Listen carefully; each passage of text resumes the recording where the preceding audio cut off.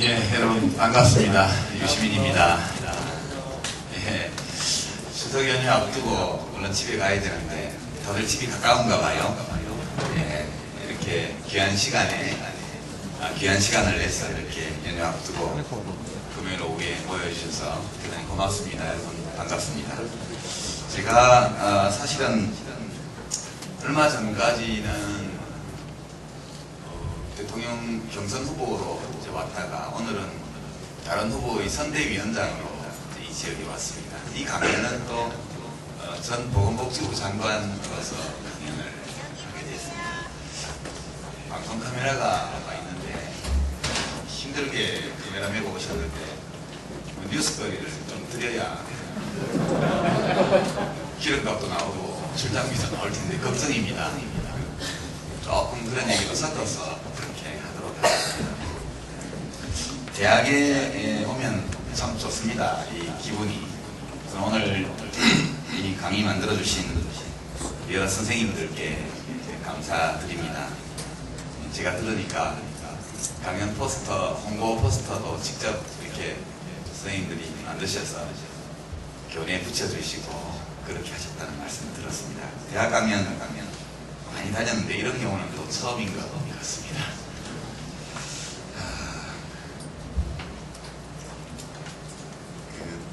대학 강연하면 또 좋은 것이 충분히 우리 대한민국의 미래에 대한 문제의식을 말씀드릴 수 있다, 소통할 수 있다는 것 때문에 특히 좋습니다. 학생들은 또 함께 계신 선생님들 우리 사회에 대해서 굉장히 체계적으로 이해하고 있고 고민하고 또 자기 분야에서 해법을 찾고 하시는 분들이기 때문에 다른 강연보다는 상당히 편하게 이렇게 높은 수준에서 이야기를 해도 되니까 그 정도가 좋습니다. 보통 저희 당원들하고 강연할 때는 눈높이를 맞추기가 참 힘든데 그분들을 익숙한 그런 말로 해야 되기 때문에 학생들 또 선생님들 계시기 때문에 그냥 평소에 생각하고 쓰는 용어들을 좀 부담 없이 쓰면서 말씀드리겠습니다.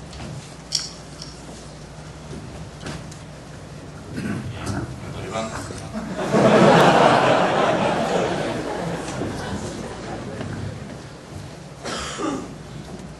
예, 예쁘신 것 같습니다. 그죠?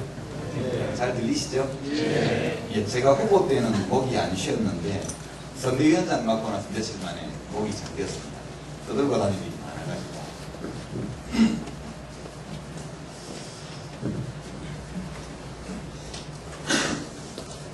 제가 대통령 경선에 출마를 해서 28일 동안 선거운동하고 나서 접었습니다. 첫날 울산 제주 경선을 끝내고 18.몇%, 19%에 좀 미달하는 득표를 하고 그날 바로 사퇴 선언을 하고 이해찬 후보 지지를 선언을 하고 끝냈습니다. 만약 제가 이길이라고 생각했다면 심보가 나쁘죠.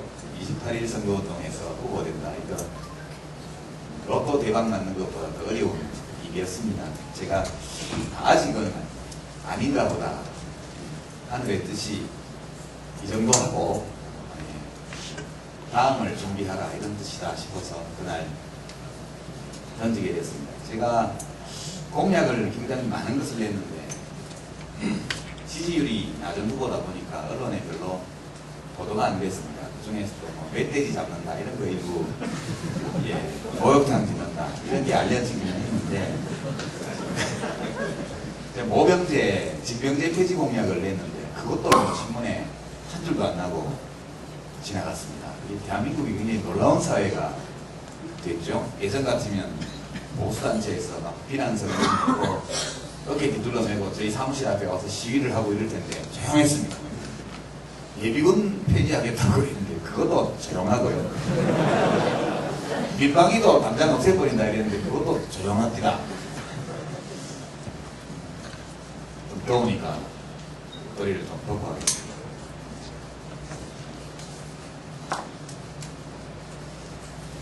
공약을 참 많이 냈습니다. 제가 약세 후보 치고는 참 많은 공약을 발표를 했고 심지어 서울대학교의 학부를 폐지하겠다는 공약을 했는데 그것도 조용하게 지나가요.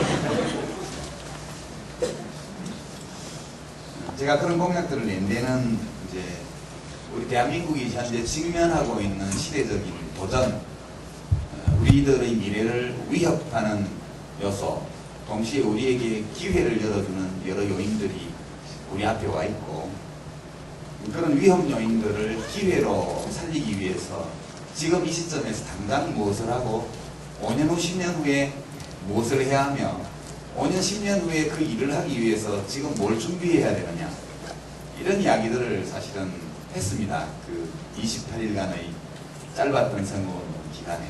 그러니까 저희 문제의식은 거의 국민들에게 닿지 못한 채, 가닿지 못한 채 그냥 잠겨버리고 말았죠. 맨날 가면 단일화 언제 하냐, 뭐 제가 무슨 꼭 단일화 하려고 출마한 후보처럼 질문이 그렇게 쏟아지고, 신문에 좀 날라면 어느 후보인가를 욕해야 신문에 나고 싸움 안 하면 신문에 안 납니다. 그런 풍토에서 선거 치러서 이게 부각되질 않았죠. 제일 황당했을 때가, 여기도 방송인들 와 계십니다만, 인터뷰 15분 하는데 한 10분 동안 싸움질 하는 얘기만 10분 물어보고 나서 저도 걱정입니다. 싸우지 말아야 되는데 뭐 등등 하는데, 선거가 정책 중심으로 안 가고 이 정쟁 중심으로 가는 거에 대해서 굉장히 진행자가 걱정을 하면서 질타하는 말씀을 많이 하셨어요. 제가 꼭 참았습니다. 또 까칠하다 소리 들을까봐 꼭 참았는데, 왜냐하면 당신도 지금 15분 동안에 한마디도 안 물어봤잖아요. 정책에 대해서. 언론에서 정책에 대해서 묻지 않습니다. 그러니까 당연히 선거가 정책 대결이 아니고 정쟁으로 흐르게 되죠. 그렇게 해놓고는 그 다음에 다시 왜 정식 선거 안 하냐 묻습니다. 어마어마한 논란을 불러일으킬 수 있는 정책을 발표해도 언론이 보도를 안 해주는데 무슨 수로 저희가 정책 선거를 합니까? 참 일종의 악순환 같은 것이죠. 이 우리 대한민국에 지금 닥쳐있는 도전 혹은 위기 요인, 기회로 반전시키지 않으면 국가 미래가 어두워질 수 있는 위기 요인이 4가지가 있습니다. 첫 번째는 세계화, 두 번째는 지식정보화, 세 번째는 양극화, 네 번째는 저출산 고령화, 그냥 고령화.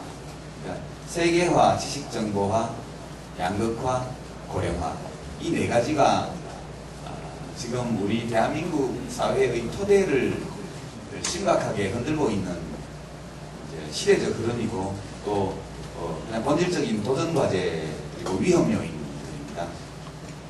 지금 제대로 대응하지 못하면 계속해서 어려워질 뿐만 아니라 20년, 30년 후에 국가가 이제 자기 살림을 유지할 수 있을지가 의심스러울 정도의 큰 재앙을 초래할 수 있는 그런 위험 요인들입니다. 이 4가지 도전과제 혹은 위기 요인들을 기회 요인으로 반전시키지 않으면 국가 발전이 어렵다, 그렇게 생각하죠. 우선 세계화는, 오늘 제목이 청년 실업인데 이거하고 다 관계가 있습니다. 청년 실업 문제에 대해서 제가 한 2년 전에 이맘때가 되기 전인데 성년의 날 행사 때 당에서, 물론 열린우리당 지금 사라져버린 그런 당인데, 그 행사에서 어떤 학생이 청년 실업 문제 국가가 해결해야지 뭐하냐 이런 뉘앙스의 질문을 주셔서 제가 청년들 자신의 적극적인 자세를 강조하는 뜻에서 취직은 각자 하는 것이다, 그렇게 답변을 했습니다. 국가가 뭘 해줄 수 있는지 이야기하고, 그러나 국가가 해줄 수 있는 것은 특정한 어떤 학생이 취직할 가능성을 높여주지는 못한다. 사막에서도 히트를 할 수 있을 정도의 의지와 능력을 갖춰야 취직할 수 있다, 이런 각도를 했는데, 다음날 어느 석간신문에 청년 실업 각자 해결해라 맞습니다. 지금도 인터넷에 들어가 보면 제가 청년 실업 각자 해결해라 했다고 이렇게 나와 있어요.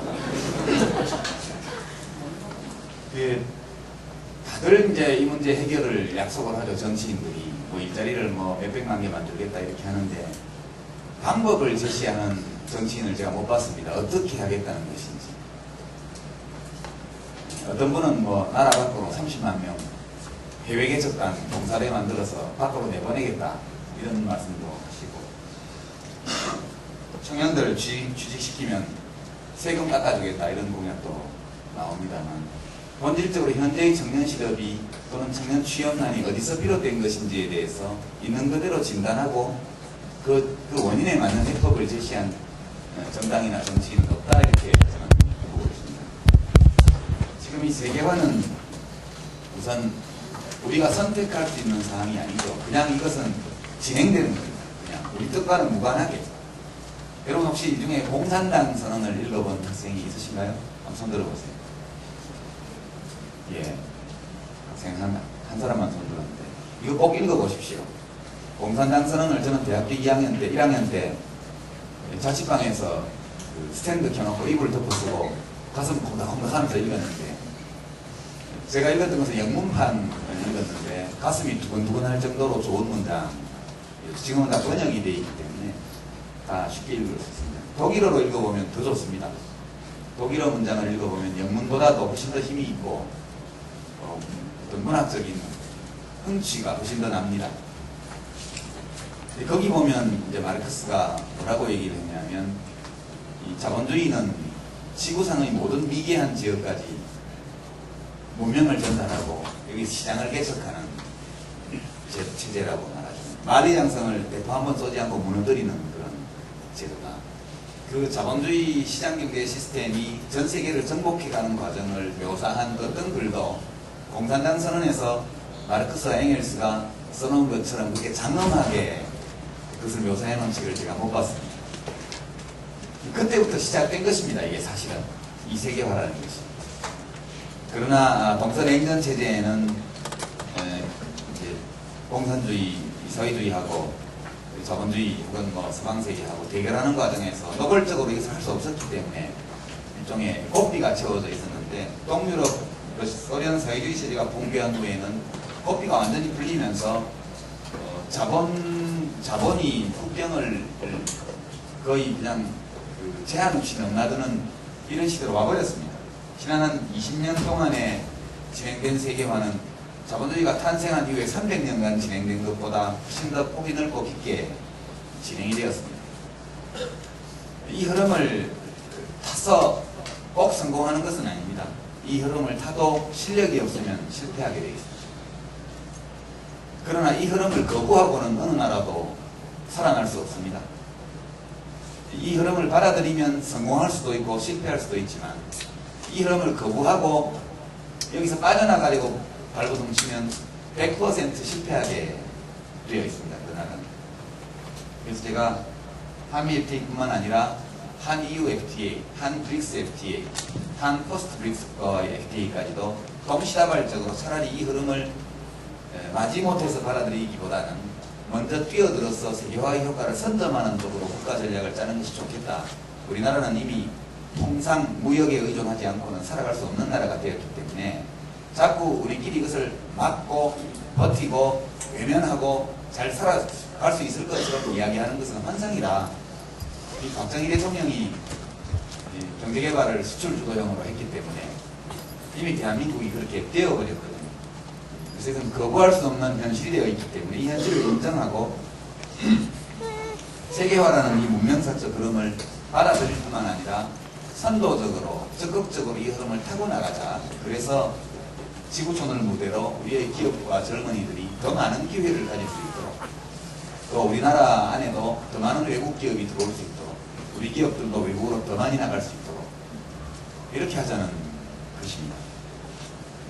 그렇게 하지 않고 뭉클이고 국내 시장만, 노동시장만을 가지고는 해결할 수 없다. 이 청년 취업 문제를 이렇게 봅니다.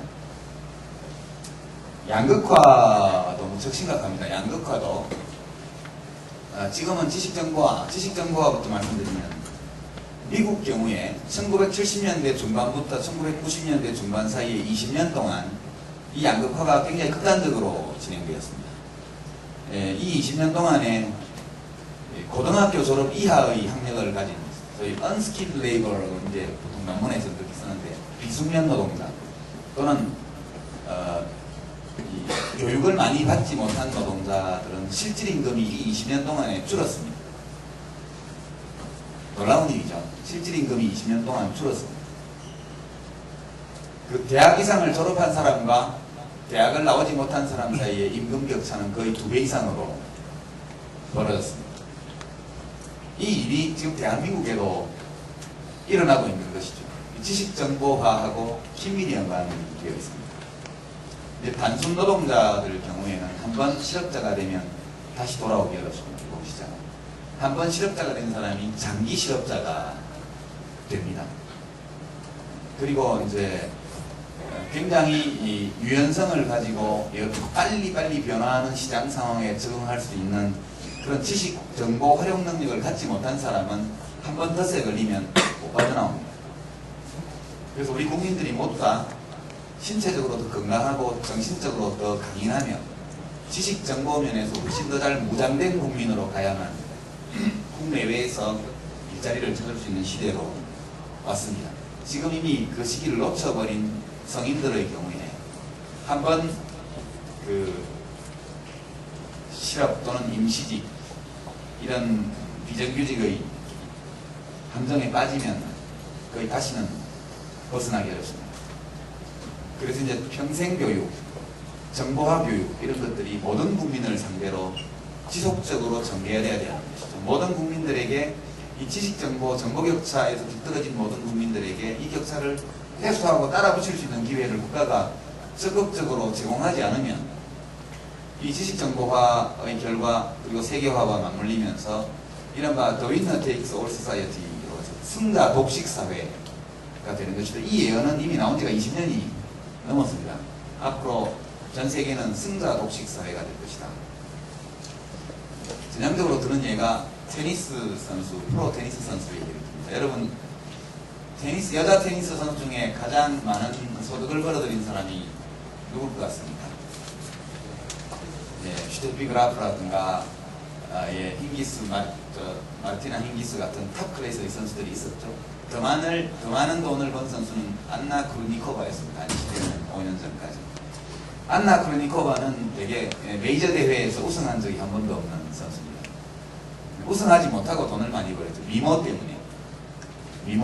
그래서 요즘 마리아 샤라포바를 가리켜서 우승할 줄 아는 안나 크루니코바라고 말합니다. 이 얘기를 왜 하냐면 테니스 선수의 실력 차이는 종이 한 장 차이입니다. 탑에 있는 선수하고 20위권에 있는 선수가 종이 한 장 차이의 실력 차이밖에 없습니다. 근데 벌어들이는 소득의 크기는 100배가 넘습니다. 탑에 있는 선수가 20위권 선수. 이런 것이죠. 사회 전반이 이렇게 승자 독식 구조로 이렇게 가고 있는 것입니다. 그래서 이것을 국가가 적극적으로 나서서 정보 격차를 해소하고 많은 국민들이 평생 동안 계속해서 자기가 가지고 있는 지식의 수준과 활용할 수 있는 정보의 양을 늘려나갈 수 있도록 도와주지 않으면 이 지식 정보와 격차도 커지고 이것이 곧 사회경제적인 양극화로 곧바로 연결되게 되어 있습니다. 이 양극화는 여러 현상이 겹쳐서 생기는 겁니다. 한쪽으로는 세계화, 그리고 다른 한편으로는 지식정보화와의 결과가 나타난 것이 양극화입니다. 물론 이것이 고령화와도 관계가 있습니다. 시장이 커질수록 승자와 패자의 격차도 커집니다. 세계화라는 것은 전 지구촌이 하나의 시장이 되는 것을 의미하죠.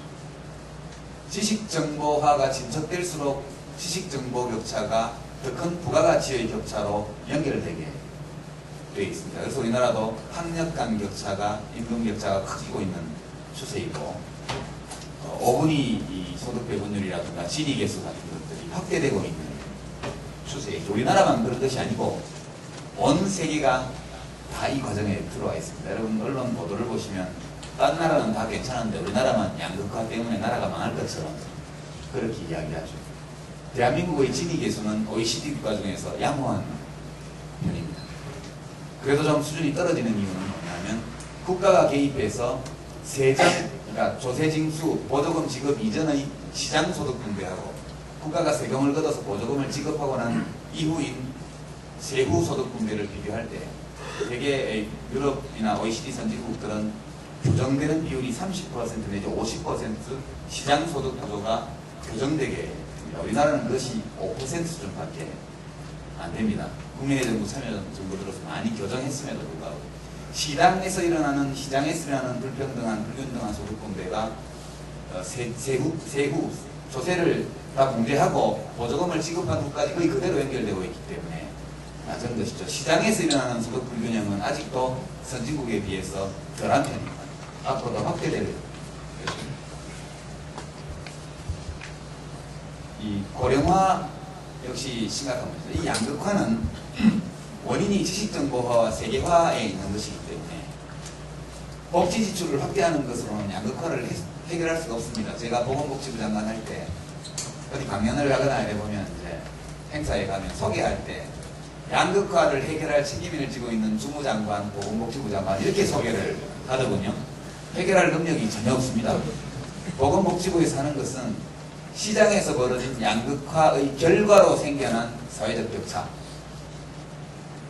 그리고 이 격차 사회, 양극화 사회에서 빈곤의 나락으로 떨어져서 헤어나지 못하는 분들에 대해서 우리 헌법이 규정한 바 인간적 존엄성을 유지할 수 있도록 돕는 그런 정도의 말하자면 원인에 따른 처방하기 어렵고 결과를 다소 완화하는 그런 사후 수습의 역할을 하고 있는 국가 행정기관에 불과합니다.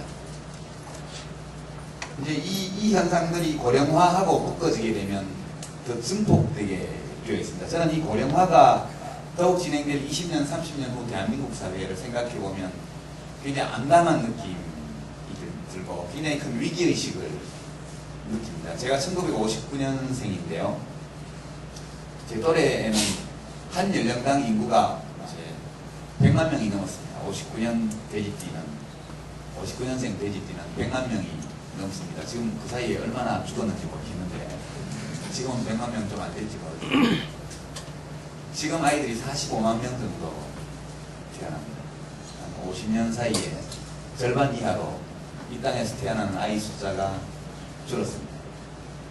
좀 지나서 2020년 정도가 되면 이제 생산활동에 종사하는 인구가 본격적으로 줄어들게 돼 있고 2050년경 가기 전에 2050년경이 되면 우리나라는 전 세계에서 제일 늙은 나라가 됩니다. 그때 가면 일본을 추월할 겁니다. 우리가 고령화 속도가 더 빠르기 때문에. 유럽과 일본은 우리보다 고령화의 시점이 20년 정도 내지 50년 정도 앞서 있습니다. 이미 고령화되어 있는 나라죠. 우리가 성장률이 거기보다 좀 높은 것이 당연합니다. 그러나 고령화 속도가 워낙 빠르기 때문에 이 격차를 극복하고 이겨내고 조만간 전 세계에서 제일 늙은 나라가 되도록 예정되어 있습니다. 그래서 피할 수 없는 일입니다. 인구도 4,950만을 정점으로 해가지고 곧 줄어들게 되어 있습니다. 총 인구가. 생산 가능 인구 16세에서 65세까지 이 인구와 65세 이상 노인 인구의 비율을 노인 부양비라고 하고요. 앞으로 아마 일하는 사람 3명에 일하지 못하는 노인 2명이 있는 사회로 가게 되어 있습니다. 낮 시간에 나가면 애들은 없고 온 길거리에 노인만 있는 나라가 될 것입니다. 이미 65세 이상 인구 비율이 30%를 넘어선 군 지역들이 많이 있습니다.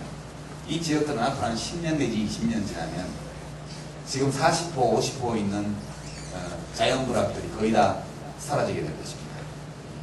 논두렁, 밭두렁, 이 계란식 논 같은 더 이상 농사 지을 사람이 없어질 것이고 지금 목욕탕이 없어서 문제가 되고 있는 읍면 지역은 거의 폐허로 변하게 될 것입니다. 이런 것들을 지표를 보면 이런 그림이 눈에 이렇게 그려집니다. 그러나 우리 사회는 이것에 대해서 아직 거의 아무런 대책을 세우지 않고 있습니다. 제가 국민연금을 조금 더 내고 좀 덜 받게 하는 쪽으로 바꾸려고 무지하게 노력을 했는데 저는 아무 문제 없습니다. 저희가 58년 개띠, 59년 돼지띠가 제일 많이 출생한 연령대고 저희가 은퇴하는 게 65세라고 잡으면 앞으로 15년, 16년도가 되기 때문에 그게 2025년경이 됩니다.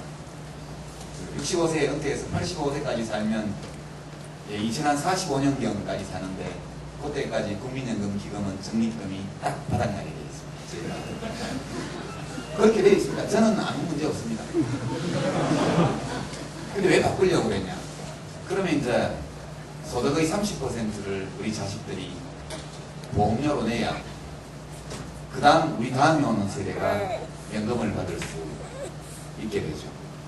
이것은 미래 세대에게 엄청난 빚을 남기고 또 앞서간 우리 부모님 세대에 대해서는 연금제도 도입하기 전에 늙어버렸다는 이유로 가입할 기회조차 안 주는 부모한테 두려워하고 자식한테 엄청나게 빚을 지는 그런 아주 반인륜적인 결과를 내게 되어 있습니다. 그래서 연금기금의 적립금이 남아있을 수 있는 기간을 20, 30년 정도 뒤로 연장하고 그리고 기금 운용을 좀 더 효율적으로 해서 수익률을 올리면 그러면 이 위기를 넘어갈 수 있다. 인구 구조가 지금은 아직도 피라미드에 가깝습니다. 뚱뚱하고 밑에가 좀 넓은 항아리형인데 조금 지나면 꽃병처럼 이렇게 돼요. 우리나라 인구 구조가. 나중에 가면 역삼각형이 되게 되죠. 그 다음 단계. 이때가 최악의 단계입니다. 2050년. 이 단계가 다 지나서 위에 역삼각형 꽃병 모양의 맨 윗부분이 다 자연사에서 없어지게 되면 막대형으로 전환될 때까지 이 위기를 넘기지 못하면 국가가 파산하게 되어 있습니다. 일하는 사람은 줄고 노인은 늘고 태어나는 아이들은 더욱 적어집니다. 지금 아이 낳는 세대가 우리나라가 2.1 이하로 합계 출산율이 떨어진 것이 1985년경 80년대 중반 그때부터 산하 제한 운동, 가족교육 운동을 그만했어야 되거든요. 언제까지 했냐면 2000년까지 했습니다. 예비군 훈련 가면 남자들 애 못 낳는 수술 받으면 훈련도 면제해주고 그렇게 했습니다. 바보같이 일을 한 것이죠. 2.1 이하가 되면 현상 유지가 안 되게 되어 있습니다. 무려 20년간, 15년간을 어리석은 이제 가족계획 사업을 계속 해온 것이죠. 1.13으로 세계 최저로 출산율이 떨어지고 나서 정신이 번쩍 들어가지고 1.08 재작년에 1.08 그래서 부랴부랴 대책을 세우고 가니까 1.13으로 조금 올랐고 원래는 쌍춘년 효과 때문에 잘하면 1.20까지 가게 된 것 같습니다. 제가 재직하고 있을 때 출산율을 반등시켰고 근데 제가 잘한 건 아니고 그 전에 하신 분이 열심히 하셔가지고 왜냐하면 애기들은 다 뱃속에 10달씩 그렇게 지금 되어 있습니다. 그러니까 앞이 캄캄하죠. 지금 25세에서 35세 사이의 여성들이 아이를 낳는다. 그럼 지금 2007년이니까 되게 광주 항쟁, 광주 민주화운동 끝난 직후에부터 시작해서 태어난 사람들 여기가 지금 25살 아닙니까? 여기부터 시작해서 1970년대 한 초반까지 태어난 사람들입니다. 학번으로 치면 되게 90년대 학번들이 아이를 낳고 있죠. 여기가 굉장히 말하자면 저출산 시대가 시작되던 시점의 출생자들이 아이를 낳기 때문에 출산율이 떨어지고 애 낳는 여성의 숫자도 적고 과거보다 그러니까 아이 숫자는 더욱 줄어들게 되는 것이죠.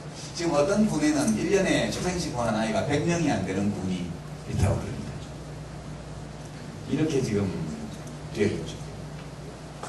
그래서 이 문제는 더 일찍 일을 시작하고 더 늦게까지 일을 해야 됩니다. 더 나이 들어서까지 어르신들을 모시는 게 편히 방에서 지내시도록 하는 게 모시는 게 아니고 경제활동, 사회활동을 하시도록 사회제도를 바꿔나가고 문화를 바꿔나가고 풍토를 바꿔나가는 작업을 지금부터 해야 2030년, 2025년, 2030년 본격적인 고령사회에 들어갔을 때 사회가 유지될 수 있는 것이죠. 저희 문제의식은 되게 이런 것들입니다. 지금 당장 해야 될 일, 할 수 있는 일과 앞으로 닥칠 것으로 예견되는 많은 일들 이것 가운데서 급한 것은 빨리빨리 해나가고 지금 당장 닥치지는 않았지만 조만간 닥쳐올 위기 요인에 대해서는 이것을 기회 요인으로 전환시키기 위한 작업들을 해나가야 되는 단계라고 저는 생각합니다. 지금 그런데 국민들은 경제 성장률이 왜 5%밖에 안 되냐, 왜 5%도 안 되냐 이거에 관심이 있었어요.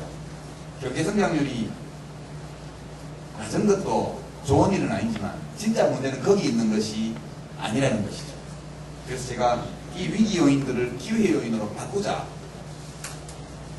이것을 바꾸기 위해서는 대한민국이라는 이 국가의 성격을 전환해야 된다. 또는 개조해야 된다.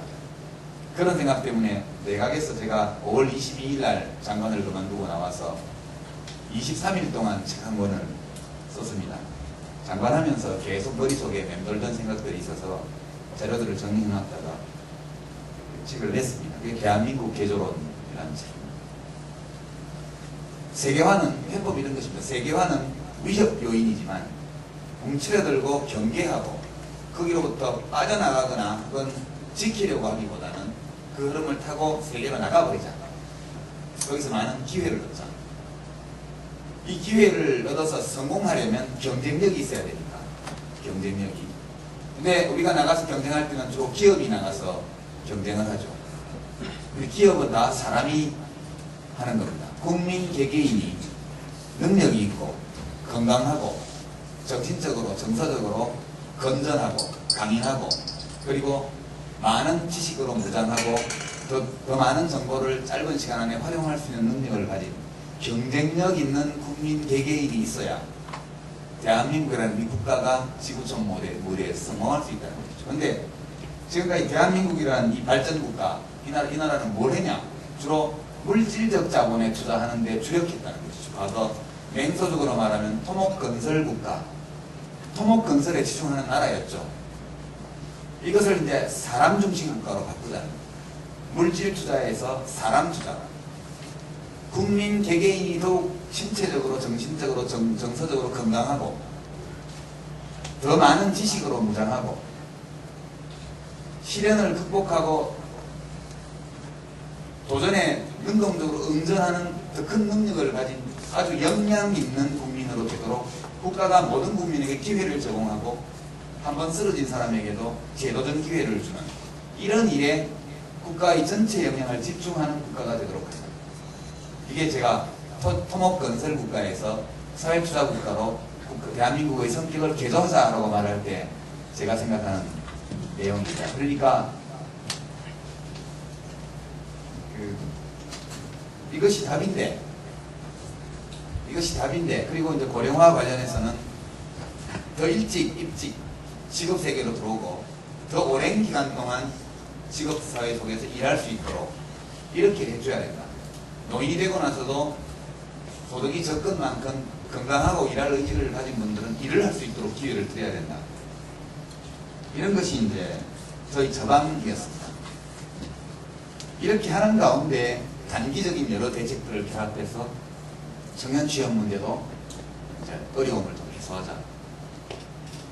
근데 지금 국민들의 관심은 온통 대우나 747 이런 데가 있습니다. 여기 진주 이쪽 지역도 한나라당이 압도적인 강세를 보이고 있고 이명박 후보가 압승하는 분위기인데 이분의 공약을 보면 대우나는 뭐 밀고 나가지는 않겠지만 지속적으로 추진하겠다. 발을 뺐죠.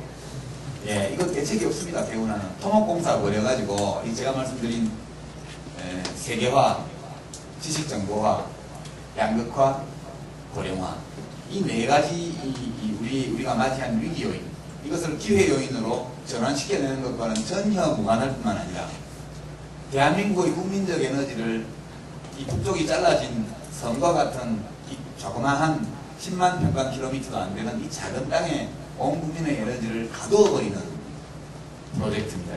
이것은 망국의 프로젝트죠. 이것은 실현 불가능할 뿐만 아니라 국토를 물기를 내서 두 개로 쪼개는 계획인데 국토가 쪼개지기 전에 국민의 마음이 먼저 둘로 쪼개질 겁니다. 지율 스님이 꼬리칠의 도롱뇽 서식지를 보호하기 위해서 단식투쟁을 100일간 하시니까 정부가 터널 공사하던 걸 2년 가까이 중단을 했지 않습니까? 의정부의 북한산 밑에 사패산 터널 공사할 때 거기 스님들이 나무 위에 집 짓고 올라가셔가지고 농성하니까 거기도 2년 중단됐습니다. 이런 민주주의 국가에서 이명박 씨가 대통령이 된다고 해서 골짝골짝마다 가서 사람들이 들르우면 무슨 수로 공사를 할 겁니까? 이거는 이명박 씨가 접어야 될 겁니다. 지금 접기 위한 준비 단계에 들어왔는데 국민들을 잠시 즐겁게 꿈꾸게 만들었던 공약이죠. 이게 대우나라는 게. 제가 자란 대구시 같은 내륙 분지가 항구도시가 된다고 공약했거든요. 대구항. 그림까지 멋있게 그려서 들고 와서 제가 나오다 했습니다. 즐거운 상상이죠. 즐거운 상상. 꿈 같은 얘기입니다. 잠시 즐거웠습니다. 웃고 말아야지. 그거 가지고 계속 가면 이명박 씨 대운하에 빠져 죽습니다. 그러니까 그만하셔야 되고요. 747이라는 거는 연간 7% 경제 성장하면 국민소득 4만 달러 되고 그때 되면 세계 7위 경제대국 된다. 이런 얘기입니다. 다른 당 후보 공약 설명하려니까 기분이 좀 이상하네요. 7% 성장하면 언젠가 4만 달러 되겠죠. 당연한 거 아닙니까? 1.07 계속 곱하면 금년도에 2만 불 되니까 언젠가는 4만 불 되겠죠. 당연히. 사자는 아무 의미 없는 겁니다. 7자에서 바로 나오는 것이죠. 세계 7위. 이것은 이제 우리가 7%씩 성장해서 4만 달러 갈 때 그것이 세계 7위가 된다는 얘기입니다. 계산해 보니까 현재 7위권 안에 드는 모든 나라들이 0% 성장하고 가만히 있으면 우리가 아마 8등인가 9등까지 가나봐요. 7등은 못합니다. 계산상. 다른 나라가 마이너스 성장을 해주면 7등 가능합니다. 그래서 앞뒤도 안 맞는 산수를 잘 못하는 데서는 잘못된 계산의 산물이죠. 결국 이명박 씨의 공약은 연간 7% 경제 성장하겠다는 겁니다. 그래서 나쁠 건 없지만 제가 지금까지 말씀드린 대한민국의 존립을 위협할지도 모르는 이 위기 요인들을 기회 요인으로 바꿔내는데 지금 무슨 관계가 있을까? 제가 여러분께 벌써 한 30분 설명드렸는데 그래도 싹하니 이렇게 이해는 안 되고 좀 복잡하죠. 문제가 복잡하니까 국민들께 복잡하게 설명드려야 되는데 국민들은 살기 바쁘셔가지고 안 들으셔요. 뭘 그렇게 말이 많아? 시켜줬으면 똑바로 하면 되지. 이렇게 대통령도 말 너무 많아. 이렇게 얘기합니다. 문제가 복잡하고 이 문제를 해결하기 위해서는 기존의 제도를 바꾸고 국가재정의 사용처를 바꾸고 사업하는 방식을 다 바꿔야 됩니다. 근데 그러려면 대화를 많이 할 수밖에 없고 얘기를 많이 할 수밖에 없어요. 747 뭐 이거 하나 가지고 할 수 있으면 하죠. 그거는 불가능합니다. 그래서 정치가 어려운 것이죠. 시원시원하게 걱정 마십시오. 저 대통령 뽑아주시면 기업 투자가 갑자기 불같이 일어나고 경제 성장률이 확 높아지고 시위 못하게 해가지고 1% 더 올리고 이렇게 갑니다. 시위 어떻게 못하게 할 건데요. 이 법치국가에서 합법적으로 집회신고하고 시위하면 어쩔 겁니까 대통령이? 대책이 없는 얘기입니다. 이 무지한 선동이 국민들의 마음을 빼앗아가고 있죠. 저는 한나라당의 이명박 후보가 대통령이 되어서 진짜 이런 식으로 국가 운영을 하면 대한민국은 회복하는 데 다시 10년, 20년이 걸리는 사회적, 경제적 대재앙 속으로 빠지고 말 것이다. 이렇게 말씀드립니다. 그런데 이런 걱정이 있어가지고 이거 안 되겠다. 이명박 씨 대통령이 큰일 나겠다. 내가 막아야겠다. 제일 좋은 방법은 제가 이기면 막아지지 않겠습니다. 그래서 출마를 했죠. 제가 어제 올려놓은 UCG 동영상을 보셨는지 모르겠는데 진주에도 강연하면 이렇게 많이 오시잖아요. 젊은 분들이. 여러분들 가운데 선거인단 등록되어 있는 분 손 한번 들어보실까요? 예. 한 10분 가운데 한 분 정도 되죠. 그래서 제가 캠프가 망한 거 아닙니까?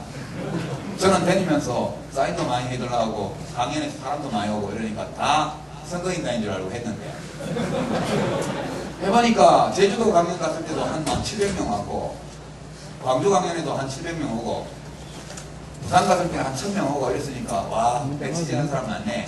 저분들이 선거인단 가입해서 뭐 몇 명씩 되고 다 찍어주면 그냥 무조건 이기겠네. 이렇게 생각하고 과감하게 뛰어들어서 28일간 선거운동 했는데 제주 울산 가보니까 표가 너무 안 나오잖아요. 그래서 나중에 알아봤더니 이렇게 강연하는 분들 중에 선거인단 된 분은 10명에 1명도 안 되더라고요. 그래서 제가 대통령 되는 줄 알고 28일간 뛰어다니다가 그 진실을 알고 충격받아가지고 사퇴를 했지 않습니까? 그래서 캠프가 망하고 다른 후보에게 인수합병 당했습니다. 지금도 굉장히 어려운 상황이죠. 저는 이제 이해찬 후보의 선대위원장으로서 지금 공동선대위원장 중에 한 사람으로서 지금 돌아다니고 있습니다.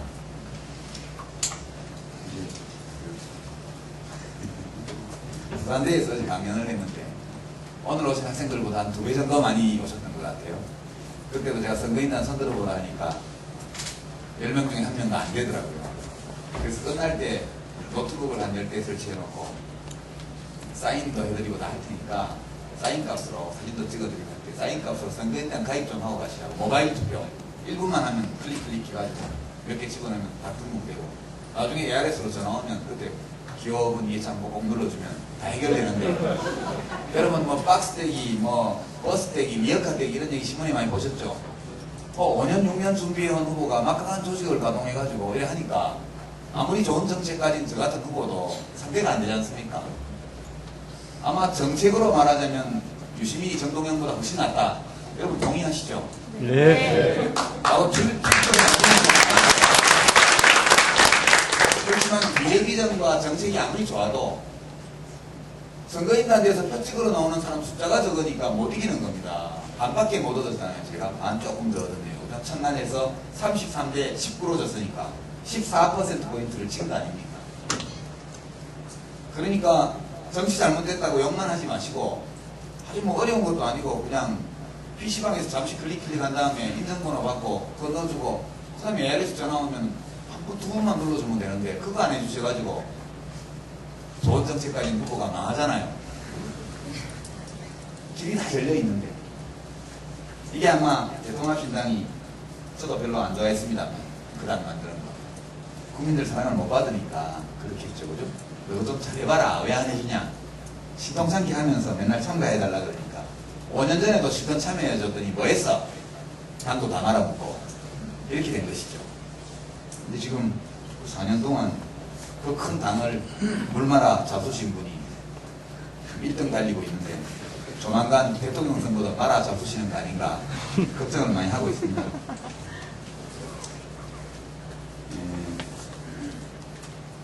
지금 시간이 다 돼서 이제 제 말씀을 마치고 여러분 질의응답을 좀 받아야겠는데요. 제가 이 유권자들은 꼭 정책을 보고 후보자를 선택하는 것은 아닌 것 같습니다. 그렇죠? 꼭 정책을 보고 해야 된다는 아닙니다. 왜냐하면 정책 잘하는 사람은 얼마든지 다른 사람을 써도 되잖아요. 대통령이 아니라도 정책 잘하는 사람을 국무총리도 시키고 장관도 시키고 이렇게 하면 잘할 수 있죠. 국가지도자로서 이 대통령은 그 정책적인 이해 능력이라든가 정책 수행 능력도 매우 중요하지만 그것을 넘어서는 어떤 것이 있어야죠. 저는 그렇게 생각합니다. 국가 지도자에게 제일 중요한 덕목이 뭘까? 물론 그 대통령이 똑똑하고 정책도 잘 알고 남이 속여도 안 속아 넘어가고 이런 사람도 좋죠. 그렇지만 그거에다가 뭐가 더 있으면 더 좋을 거 아니겠습니까? 그게 이제 그때 이런 것이죠. 아, 저 사람은 국민이 원하는 것이라면 무엇이든지 다 해줄 수 있겠구나. 해줄 능력이 없다 하더라도 자기 능력 갖는 데까지는 하려고 노력하겠구나. 참 국민과 국가를 사랑하는 사람이다. 애국심. 저 사람은 어떤 위기 상황에서도 용기를 가지고 우리나라가 어려움에 빠져 있을 때, 국민이 어려움에 처했을 때 우리를 구해줄 수 있겠구나. 이런 위기 극복 능력, 그렇죠? 빗장 이런 거 있어야 돼요. 대통령들 사람이 간이 작아서 달달달 떠는 것 같으면 믿음이 안 가요. 저 사람은 거짓말하지 않겠구나. 정말 진실로서 국민을 대하겠구나 하는 신이 그 다음에 저 사람이 우리나라를 위해서 국민을 위해서 자기가 죽어야 한다면 죽을 수도 있는 사람이구나.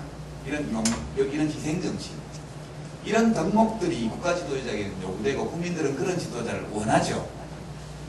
제가 사실 그런 사람인데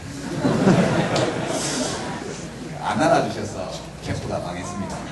그래서 제가 그럼 내가 제일 좋은데 원래 국민들이 인정을 안 하셨으니까 받아들이고 그럼 내 당으로 누가 좋을까? 이걸 고민해 보니까 제가 지금 선대위원장으로 뛰고 있는 이 후보가 제일 좋다 이런 결론에 도달한 것이죠. 제가 참여정부에서 내각에서 일하면서 아까 말씀드린 4가지의 도전과제 또는 위기요인 이것들과 맞서 싸우고 이것을 기회로 전환시키기 위한 여러 정책들을 고안했고 그분이 총리로 계실 때 상의도 하고 이렇게 해서 추진을 했습니다. 그래서 오늘 정년 일자리인데 이 얘기는 못하고 끝까지 못 나가면 그 다음 단계로 이제 어떻게 지금 단계에서 청년들의 취업 기회를 확대할 것이냐, 이 논의로 가야 되는데 다음에 와서 하겠습니다. 그래서 그런 고민 끝에 제가 지금 후보로 모시고 뛰는 분이 국민에게 봉사할 기회를 다시 얻으면 얼마나 좋을까, 그런 생각 때문에 다소 디자인이 좀 떨어지고, 그렇더라도 한번 팔아봐야 되겠다. 제가 첫 번째 동영상을 셰프가 망했어요를 찍었고, 두 번째 동영상을 지금 홈쇼핑을 기획하고 있습니다. 3종 세트. 추석 전에 빨리 올리려고 하는데, 추석 선물용 3종 세트인데 이름이 유명해 3종 세트입니다. 유시민, 한명숙, 이해찬 3종 세트. 그런데 지금 상황을 좀 그래 비유를 하면, 이 시놉시스 같은 걸 미리 보여드리면, 지금 제품이 3개가 경쟁하고 있잖아요. 한 제품은 원래 경쟁사 제품, 경쟁사 모델인데, 경쟁사에서 시장성 없다고 폐기 처분된 거를 우리 회사의 어느 중력이 갑자기 들고 와가지고 이거를 우리 회사의 주력 상품으로 하자, 이래 지금 하나 나와 있고요. 뭐 한 제품은 한동안 우리 회사의 주력 상품이었는데 시장에서 하도 평가가 안 좋아가지고 이제 단종 대상으로 돼 있고 AS도 앞으로 보장 못하는 그런 제품이 또 하나 나와 있습니다. 그게 지금 시장 점유율이 제일 높다고. 장래성이 별로 없습니다. 지금 시장 점유율은 낮지만 앞으로 상당히 시장성 있는 제품이 저희가 내놓은 제품인데, 거의 이제 신뢰성이 확실하고 작동이 정확하게 됩니다. 내구성이 있습니다. 내구성이라는 것은 움직이는 게 변하지 않는다는 뜻이죠. 내구성이 확실하고 오래가고 믿을 수 있고, 그리고 정확하게 작동합니다. 국민들이 요구한 대로, 또 자기가 말한 대로.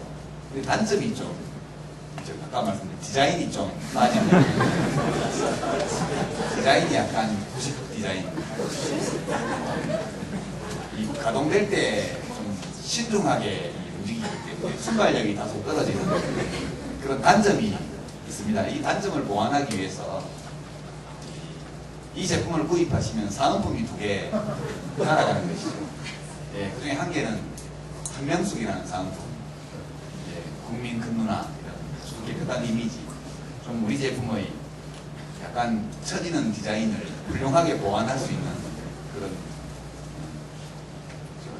사은품이 되겠습니다. 그리고 또 하나는 유모라는 사은품인데, 이거의 순발력이 아주 빠르고 적재적소에 필요한 보안 기능을 다 해줍니다. 그래서 이해찬 하나를 구입하시면 유시민, 한명숙이라는 사은품 2개가 함께 따라가서 3개가 패키지로 이렇게 가게 되어 있습니다. 선택해 주시면 후보가 되면 셋이서 또 본선에도 그렇게 서로 보완하면서 같이 가고, 또 본선에서 이기면 국가 운영도 그렇게 보완해서 하고, 백지장도 만들면 안 되는데 경쟁 제품들은 전부 단독 제품이죠.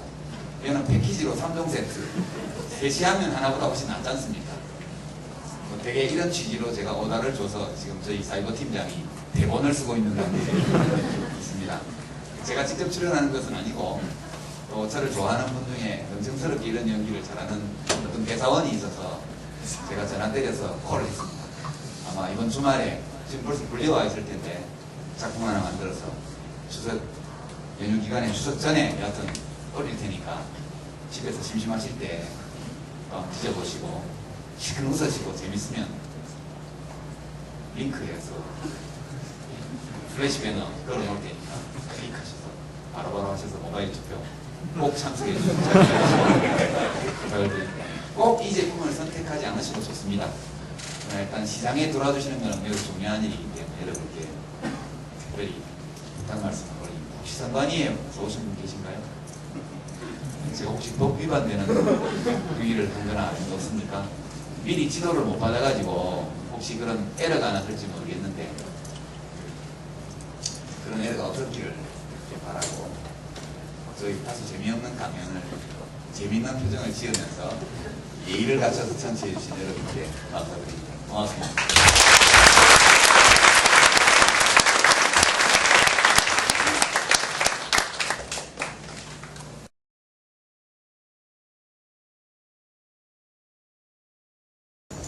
전 장관님께서 아까 말씀하셨던 인간 중심의 투자를 한다는 그 분야에 대해서는 그 지금 일하시는 이해찬 후보보다는 문국현 그 후보랑 저 코드가 맞지 않을까라는 생각이 드는데, 문국현 그 후보의 인간 중심 투자 그거에 대해 어떻게 생각하시는지 알고 싶습니다.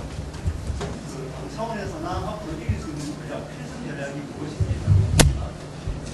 나는 국민이라고 합니다. 제가 궁금한 건, 만약에 지금 정동영 후보가 영상 1위로 달리고 있는데, 지금 여기서 1등을 한다면, 유시민 후보님께서는 한나라당 이명박 후보에 대항하기 위해서는 그래도 정동영 후보를 지지하시겠습니까? 되게 궁금합니다. 네, 문국현 씨의 사람 중심 경제 적극적으로 공감합니다. 저도 한참 전부터 사람 중심 경제, 사람 중심 국가, 물론 제목은 사회투자국가라는 이름으로 저는 했습니다만, 이것이 이 사람 중심 국가를 말하는 것이군요. 말이 너무 어려워서 그런지 별로 안 알려졌고, 제가 명색이 경제학 전공자인데 별로 제가 경제 모른다고 생각하는지 안 알아줬습니다. 문국현 씨가 이걸 들고 나오니까 굉장히 미디어에서 많이 받아줘서 다행으로 생각합니다. 이 중요한 그런 시각 또는 비전, 철학 이런 것들이 국민들께 알려진 거기 때문에 매우 바람직하다 이렇게 생각합니다. 그리고 이제 문국현 씨가 이런 관점에서 여러 분야에 이렇게 정책들을 내놓고 있고, 반의 반값 아파트, 반값 아파트가 있으니까 반의 반값 아파트 공약이 나오고, 그리고 7% 성장 나오니까 8% 성장 들고 나오고 하는데, 되게 사도 사교대의 유황 킴블리의 사례나 이런 사람 중심 기업 이런 것들은 하나의 모델로서 매우 훌륭하다 이렇게 생각합니다. 그러나 이런 원리를 경제 전체에 대해서 강제할 방법이 없죠. 그죠? 이 법률로 강제할 방법이 없습니다. 일종의 모델 또는 모범으로서 캠페인을 해서 사회적인 풍토, 문화로 만들어 나가는 것은 가능하겠지만, 대통령은 그런 거 하는 자리가 아니고 법과 제도 가지고 권한 가지고 하는 자리입니다. 문국현 씨가 대통령이 됐다고 해서 다른 기업들이 그래 하도록 강제할 아무런 방법이 없지요. 문국현 씨의 기업 경영은 보통 경영자들은 일한 만큼 돈 준다 이렇게 말합니다. 일 잘하면 돈 더 많이 줄게 이렇게. 문국현 씨는 거꾸로 돈 많이 주면 일 더 잘한다. 많이 주는 만큼 일한다. 사람들은. 이것이 원래 임금 이론에 원래부터 존재하고 있던 두 개의 대립된 시각입니다. 보통 우리는 경제학과 학생이라서 아시겠지만, 노동의 한계 생산력만큼 임금을 주는 것으로 교과서에 나와 있죠. 그죠? 예, 그렇게 되어 있습니다. 그것은 노동이 생산에 기여한 만큼 그에 맞게 보상이 간다 이런 이론인데, 이 존 베이스 클라크의 이 이론은 나중에 수학적으로 완전히 붕괴되었습니다. 붕괴되어서 그 세뮤얼슨 같은 경제학자는 그 이코노믹스라는 유명한 책의 아펜딕스에 이것은 사실은 우화에 불과하다. 우화. 현실을 설명하는 데는 괜찮은 우화 아니냐 이렇게 구태를 해버릴 정도로 수학적으로는 붕괴한 주장입니다. 논리적으로는 이미 성립되지 않는 주장이고, 이데올로기로서는 강력하겠지는 않죠. 반면 이제 이펙티브 런 시어리라고 해서 이제 우리말로 어떻게 번역할지 모르겠어요. 우리말로 하면 주는 만큼 일하는 임금 이론. 그러니까 노동자들의 생산성이 먼저 나타나고 그에 따라서 보상이 이루어지는 것이 아니고, 보상이 주어지면 각자의 마음속에서 자기가 받은 보상에 상응하는 노력을 하겠다는 의지가 생겨서 잘 대우해 줄수록 더 생산적으로 일한다. 이런 이론입니다. 미국에서 이미 1970년대에 그 이전부터 다 존재하고 있던 이론인데, 유황 킴블리의 사례를 보면 문국현 씨가 이것을 한 기업에서 실증해 보인 것이죠. IMF의 그 난국 속에서도 한 명도 해고하지 않고 비정규직도 쓰지 않고 사도사교대를 운영하면서 끊임없이 학습, 자기개발 이런 것들을 직원들이 할 수 있도록 배려하고, 그렇게 해서 기업의 실적을 그렇지 않은 기업보다 엄청나게 높게 만든 그런 분입니다. 훌륭한 CEO라고 생각합니다. 근데 이분이 과연 정치적으로 성공할 수 있을까? 그거에 대해서는 저는 의문부호를 달고 있습니다. 정치 그렇게 만만하지 않습니다. 지금 대통합민주신당이 엉망이고 욕먹어도 싸지만 이나마도 그렇게 많은 사람들이 좋은 뜻을 가지고 가서 분투하고 노력하고 실패해서 눈물 흘리고 좌절하는 가운데 여기 와 있는 것이에요. 그러니까 지금의 정치를 싸잡아서 저질로 비난하면서 바깥에다 뭘 만들어서 할 수 있냐? 저는 불가능하다고 봅니다. 지금 우리의 정치가 마음에 들지 않으시겠지만 이조차도 정말 수많은 사람들이 자기 인생을 바쳐가면서 분투한 결과 여기까지 온 것입니다. 그분이 역사를 너무 모르신다.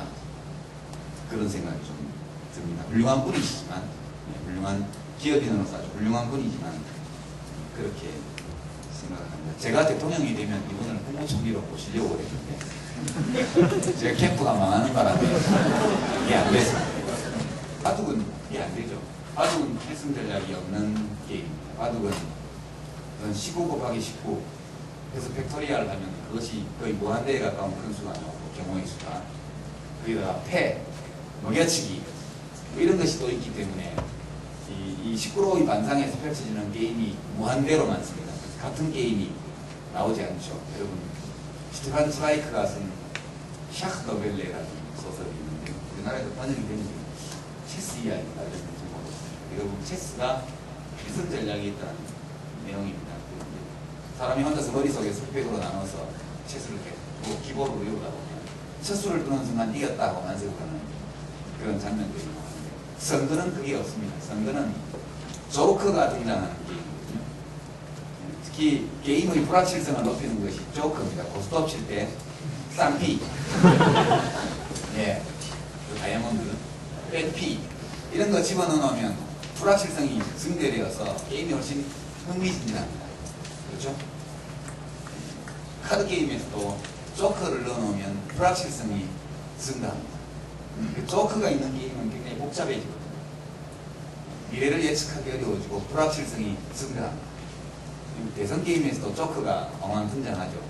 2002년 같으면 김대엽 씨라는 이게 조커였는지 아닌지 모르지만 여하튼 그런 것이 등장했고 원정 출산, 병역 비리, 하회동 빌라 이런 조커들이 출몰함으로써 대선판이 어지러웠습니다. 게다가 월드컵 4강 이 조커가 나타나는 바람에 정봉준 씨가 갑자기 뜨고 이런 겁니다.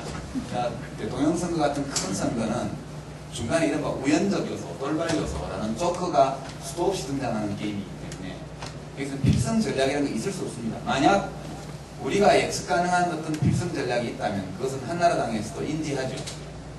그거에 대한 역전략이 나오기 때문에 고정된 필승 전략은 없습니다. 저는 알고 있죠. 어떻게 하면 이긴다는 것을 알고 있습니다. 국민의 사랑을 더 많이 받으면 이깁니다. 그래서 대통합민주신당의 후보가 부족한 점이 있다면 보완하고 고칠 점이 있다면 고치고 잘못을 시인할 게 있다면 시인하고 반성할 게 있으면 반성하고 그리고 또 국민 앞에 내놓을 좋은 비전과 정책이 있으면 내놓고 또 훌륭한 리더십이 있으면 그것을 만들어 나가고 이렇게 해서 어차피 선거라는 것은 맞춤 옷을 제작하는 것이 아니고 기성복 중에 고르는 것이죠.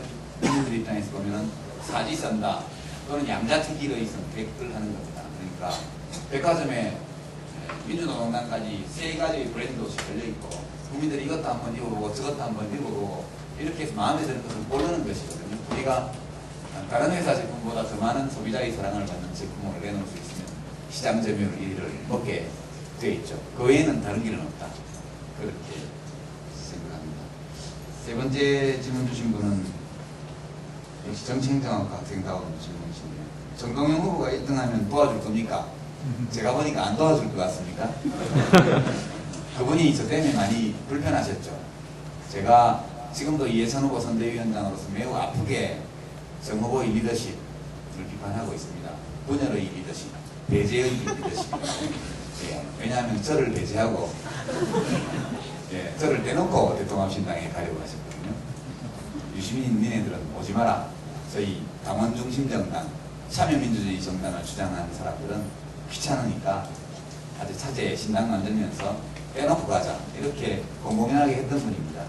반면 이해찬 후보 경우에는 끝까지 저하고 대화하면서 혼자 남으면 국민들에게 봉사할 기회도 얻지 못한다. 수모를 견디고 참고 인내하면서 여기 가서 또 새로운 일을 하자. 끝까지 설득하셔서 다 데리고 당대당 통합하기 위해서 왔던 분입니다. 그래서 제가 경선 과정에서 사퇴하기 전까지 28일날 활동하면서 손학규 후보보다는 정동영 후보 쪽으로 많이 아프게 했죠. 그죠? 예, 꽃감 항아리 이런 얘기도 하고 그것도 제가 하려고 한 건 아니고 그분이 저보고 내가 대통합에 몸을 던져서 이 통합신당 만드는 동안 니는 뭐 했어? 니 사수파잖아. 왜 왔어? 이런 식으로 말씀했기 때문에 할 수 없이 정당방위 차원에서 꽃감론을 들고 나왔던 겁니다. 그렇게 됐는데 무척 저희 존재가 불편하셨나 봅니다. 그래서 제가 빠지고 나니까 텔레비전 토론에 얼굴도 환하시고 말씀도 굉장히 자신만만하게 하시고 보기 좋습니다.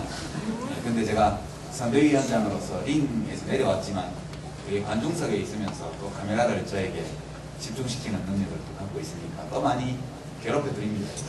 선거는 서로 경쟁하는 거니까 괴롭히는 게 너무 당연하죠. 그것이 불법적이거나 부도덕한 것이 아니라면 그분의 리더십의 한계, 본선 경쟁력의 한계, 그분의 정책의 영성함, 그 컨텐츠 없음 이런 것들에 대해서 제가 지적하는 것은 너무 당연하죠. 기성복 고르는데 저기 마무리 손질이 잘못됐다든가 옷이 구조가 비틀어져 있다든가 옷감이 싸구려라서 또 입고 나면 불풀 핀다든가 이런 얘기는 당연히 해야 되는 것이죠. 그렇게 하고 있는 것이고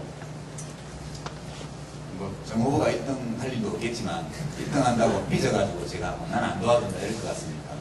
아무리 경쟁한 상대였지만 제가 14%포인트 져가지고 저는 접었지만 조직동원의 절대 강자라는 거 제가 인정하지만 그래서 같이 경선해놓고 또 경선 룰이 그분에게 일방적으로 유리한 경선 룰이라는 것도 분명하지만 할 수 없이 인정하고 돌아서 해놓고 끝나고 나서 룰 분리해서 졌다. 저 사람이 바치겠다 이러면서 나는 못 도와주겠다. 그건 또 제 성격하고 잘 안 맞습니다. 그분이 안 불러주셔야 그분이 아무것도 하지 마라. 할 수 없이 놀아야지. 네, 그렇지만 그분이 니에 와서 뭐 좀 해라.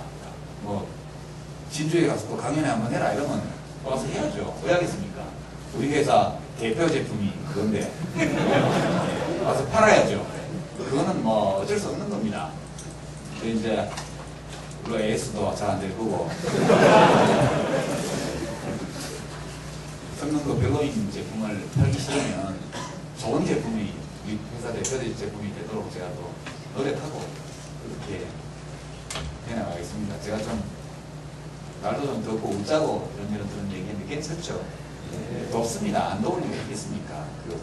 자꾸 조건 붙이고 뭐 이렇게 하면 안 되죠. 그렇게 하겠습니다.